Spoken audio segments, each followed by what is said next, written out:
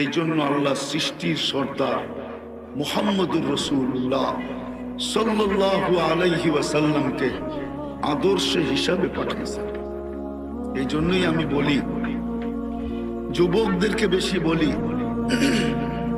যে সারাদিন আমরা ডিজাইন তালাশ করতে থাকি। মা বোনরা হাতে মেহেন্দি লাগায়, এটার পর্যন্ত ডিজাইন তালাশ করতে থাকে গুগলে। যুবকরা চুল কাটবে, এটার জন্য পর্যন্ত ডিজাইন তালাশ করতে থাকে গুগলে।